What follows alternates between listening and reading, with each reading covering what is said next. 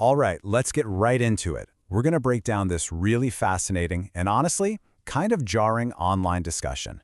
It's all about one specific parental threat and the absolutely shocking ways kids decided to fight back. So where do we start? Well, with a phrase that I bet for some of you listening is going to sound way too familiar. It's a line designed to shut down any argument and just, establish who's boss. And there it is. Just let that sink in for a second. It's this statement of absolute, total power, linking the act of creation with the threat of destruction. It's supposed to be the mic drop, the end of the conversation. But what happens when it's not? And that right there, that is the million-dollar question we're tackling. What happens when a kid who's just been pushed too far refuses to back down and calls the bluff? This is where things get really interesting, because we're talking about kids who, instead of cowering, decided to match that energy. And their comebacks? Oh man, they completely flipped the script. Let's check out a few of these. Okay, get this. The person who even started this whole thread, they said their dad was a hobby hunter, right? So guns in the house. When their mom drops that line, their response was just ice cold and so practical, like, which gun? They even offered to go load it for her. Wow. Okay, here's another one that'll stop you in your tracks. A user said their ex-partner actually said this to his own mother, in public, in a store, by bringing up Casey Anthony. I mean, you can't get much heavier than that. It just throws the sheer horror of the threat right back in the parent's face. Now, this comeback takes a different approach. It's not about morality. It's about pure physics. At just 14 years old, this user basically said, "You in what army?" They called out the threat as physically impossible, which just completely deflates it. And this one, this is just on another level. It's almost poetic in a really dark way. They took the parents' own imagery of life and death and just twisted it into this incredible statement of defiance. It's not about fear, it's about fighting back. So after these absolute bombshells were dropped, what do you think happened next? Did the parents escalate, get angrier? Nope. The response was, well, it was something else entirely. You see the shift here, right? The parent's threat is all about control, using fear as a weapon.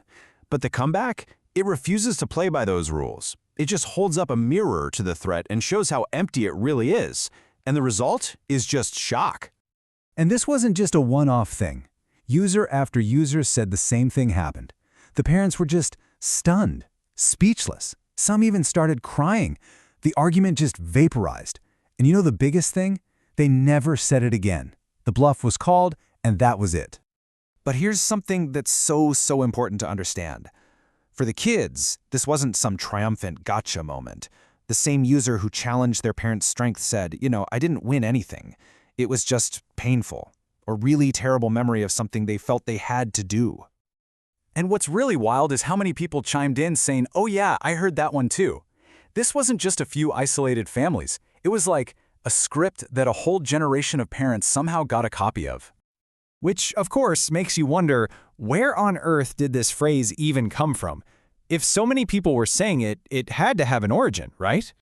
And the answer that several people in the thread came up with is, well, you're probably not going to guess it. They traced it back to a famous Bill Cosby comedy special.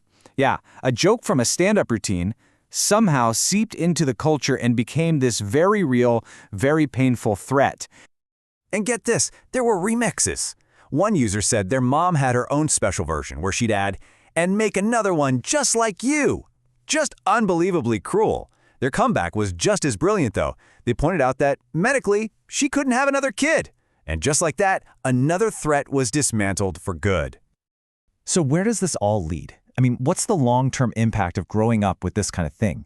It's not just about winning one argument. For a lot of these people, it was about figuring out how to survive and ultimately how to break the cycle. And for many, the solution as adults was to create distance. You saw the original poster and lots of others saying they had to go low contact or even no contact with their parents. Those fights in their childhood, they were really just the beginning of a long, painful road that often ended in estrangement. But it's not all bleak, and this is the part that really gives you hope. You see comments like this one from someone who is now a mom herself. She basically says, "I went through it, and I promised myself I would never do that to my own kids." It's about consciously stopping that generational trauma in its tracks.